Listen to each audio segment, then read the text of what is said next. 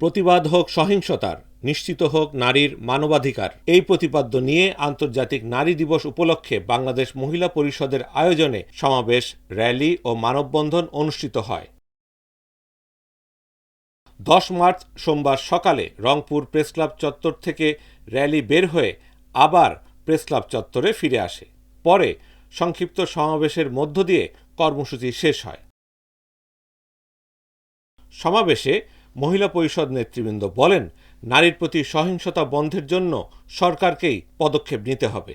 আমাদের বড় এই দুর্বলতা এখানেই যে নারীকে মানুষ ভাবা হয় না, নারীকে একদম অবহেলিত একটি মানুষ হিসেবে না ভেবে আমার মনে হয় যে অধঃস্তনে পরিণত করে রাখার যে মানসিকতা সেটা পরিহার করে আমাদেরকে যারা মাথা উঁচু করে নারীরা চলতে পারে সেজন্য একটা শক্তি দরকার, আইনগত প্রয়োগ দরকার। বক্তারা আরও বলেন, রংপুরের মিঠাপুকুরে 21 ফেব্রুয়ারি ফুল আনতে গিয়ে ধর্ষণের শিকার শিশুর সেই আসামিকে এখনও গ্রেপ্তার করা হয়নি।